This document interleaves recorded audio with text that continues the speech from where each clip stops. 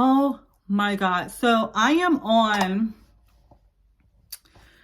listen, I get these Reddit pop-ups every time. And my son he has not been diagnosed as autistic, but he has been referred by three different, the pediatrician, which I had to give him information in regards to what I got from Early Steps, which is a program here in Florida.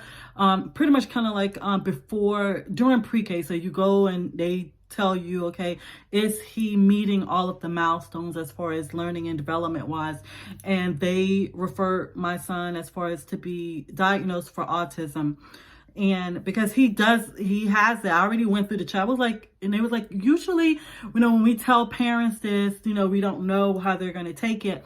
And I'm like, well, I've already went through those steps, so I'm kind of there. And me trying to talk to his pediatrician at the time, like, hey, are you noticing anything? He's still not talking. He's still not saying these words. He's still not meeting these milestones. And then the guy's like, oh, give it some time. I'm like, he's 2 years old. So I had to take those steps myself. You have to be your own advocate because these people do not care at all. And it's like you're charging people $300 for a visit and you're doing nothing. You're coming in, you're doing vital checks. I can do vital checks. And that's all you're doing. And then you're writing down some stuff and saying, oh, well, whatchamacallit will be in here to do his shots or whatever. And that's it. And then I get a $300 bill for you just to come into the room. That's wild. So I'm just reading the Reddit group and the Quora, I think that's how you pronounce it. They always, I get these updates, and it's this poster who she's so frustrated, and is upsetting because she has 2 children, where it's like she has 3 children, 2 that she's birthed and 1 that she married. And so she's so upset because her husband does not help. He doesn't have any dealings with the children at all. He basically, both of them work full-time jobs. So it's not like he is the breadwinner, okay? It's not like he goes to work full-time and she needs to do her job as a traditional wife and then mom. Because back in the 50s, that's how it was. The husband took care of the home as far as financially, and he didn't really need to be that father figure. And then the wife took care of him and the children in the home because she had the time to do so. But this woman is stating that she works full time. She gets home after he gets home, and he doesn't deal with the children at all. He doesn't have any type of rapport, especially with the son who has special needs. He has autism, and it's as if he doesn't want anything to do with the child. That would piss me off automatically. I would be totally pissed off. And he doesn't deal with the oldest child either, she said. So it's I just don't get it. And she did mention he wants a traditional wife, but we're not traditional because we both work. Sometimes she gets home after he does. She comes into the home and she already has the children because he didn't even pick them up. She has the children. She has to get off work, get the children, come home. He's at home not doing shit. He's, doing his hobbies or whatever. He's not cleaning up behind himself. She's having to do this. He's not taking up, the time to actually cook or do anything. Again, both of them work full-time jobs. So as far as I'm concerned, these men today, it seems as if they want mothers, not wives, but they're looking for wives to be traditional wives on top of being 110% doing everything by themselves. If you're not doing anything, well, my money is helping the household too. So your money is not helping the household. I can literally do this by myself. So what is the point of having a marriage? What is the point of having a husband if he's just another child for me to take care of? So when I'm hearing these stories and I'm hearing the frustration, I can read the frustration from these women. I'm like, listen, I cannot. I would rather be by myself. And I'm saying, taking care of my child by myself. And people they act like it's not hard. They act like you going to work full time, even if you only have 1 child. You're going to work full time and then you come home and you have to do this. You have to deal with whatever life that you have that you really don't even want, but you have to do what you need to do to take care of your family because that was your choice, right? People don't understand that. It's just, this is wild. Just listen. And then there's so many women that have gone through this. This other lady stated that she was involved in that too. The same situation where the husband wanted a 1950s housewife without giving her the benefit of a 1950s husband. She told him that if she was going to be a single parent, she would be a single parent. And she stated that his behavior actually didn't start until like after 6 months after they were married. And she stated counseling didn't help. Every time he was told he was wrong, he wanted to shop for a new one. It got progressively worse, and she filed for a divorce when her son was 5. So it's like, wow.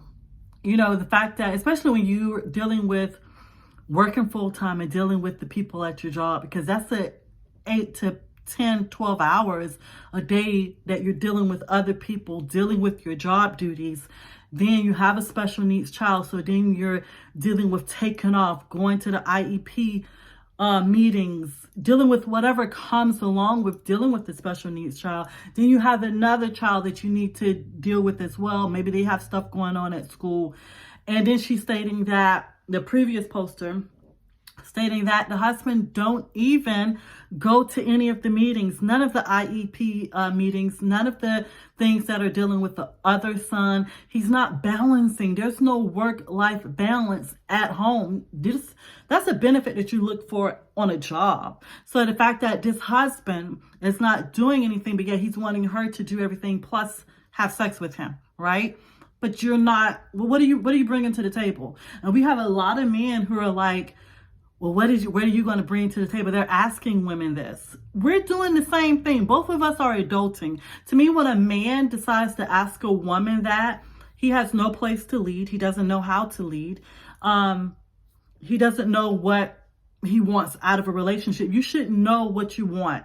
You know what I'm saying? You shouldn't be asking a woman, what is she bringing to the table? She's bringing herself. She's bringing her value. If you can't see her value, if that's the first question that you're asking a woman just when you're meeting her, not trying to get to know her, not talking to her, not communicating with her, not dating her, not courting her, because this is what men and women were doing. They were courting. They were getting to know each other. And it's like men are trying to rush into something automatically. They don't want to, and I just feel like I don't even want to hear it no more. I don't even, just bye. Go away. At this point, when they're going in that direction, they're looking for moms. They're looking to replace their mothers. Unfortunately, they're not even looking to replace their fathers. They're looking to replace their mothers. And then most of them, when you start talking to them, they were brought up in a 2-parent family home. So when we start hearing, the first thing, especially people of color say, oh, this is because they didn't have a father in the home. Oh, this is because this and that. They're always assuming that that's it, because for whatever reason, that has become normalized, that people aren't growing up with 2-parent family homes. I remember this was after I had my daughter in the 2000 or whatever, and my boss with the Allstate lady, I always call her the Allstate lady, she was so surprised. She's a lot older than me, like 20-something years older than me, and I was just like 19, 20. And she was like, she said, so you, your brother and sister, y'all live together? Y'all had the same mom and dad? She's asking me all these. I'm like, yeah, we had the same mom and dad. Our mom died when we were, all young. My sister was a teenager. I was 11. My brother was like 7. So, I mean, we knew, her a little bit. My brother really couldn't remember her. I remember, some things of her. Of course, my sister would remember more. She's 7 years older than me. So, but that was questionable even then. I'm 44 now. This is when I was like 19, 18. And this was questionable to a Black woman who was a business owner, who had her own son. She was questioning how the fact that me and my 2 siblings was raised in the same house and we both had the same parents, mom and dad. That's wild. Because you have a lot of families that have two-parent family homes. You do. And I always question people saying it, because just because you're living in a two-parent family home doesn't mean that you're living in an upright home. It doesn't mean that you're living in a positive family environment. You could be getting abused. Okay, there are children living in two-parent family homes getting abused. We've seen the headlines come out with families who basically got over 1 million followers, and they're abusing their children. There are Dateline stories. There are documentaries out there on children being raised in two-parent family homes and being abused. It is not a benefit, regardless of what we are brainwashed to believe. It's not always a benefit. Sometimes an absentee parent, mother, father, is the best choice, because sometimes we don't need a toxic parent in our lives. Just because they're there, that doesn't mean that they're doing their job as a parent. Hello. It's just wild, but I always be getting on the subject, but I just know. But anyways, it's just crazy as far as the dating world in itself. It's crazy. It's crazy. Oh, I'm just thankful. I'm thankful. I'm thankful. Because I couldn't. Even with your parents, your children, aunts, uncles, family, blood, friends, whatever, coworkers, whatever the situation is, if people are emotionally abusive, if you can't say one word or two words to them and they blow up, or if you are in an environment where you're just not getting along with them, you can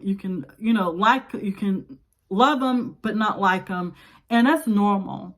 Okay, so let's stop normalizing the fact that we have to be forced to be in relationships that aren't good for us.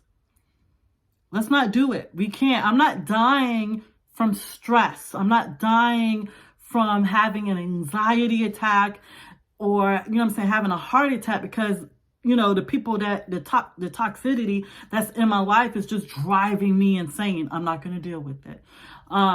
I'm going to leave the situation and move on. Whatever God has for me, God has for me. But I will not ever convince myself or anybody else, if they're coming to me, well, you need to stay in there until you find. Nope. If it's hell for you, I'm not going to tell anybody to stay anywhere that is hell for them. Do what you need to do. Pray about it, and then go just hit the pavement. Well, what else can you do? I'm not going to tell people to sit and stay in situations that they're not healthy emotionally and or mentally and or physically in that relationship. Move on. Period.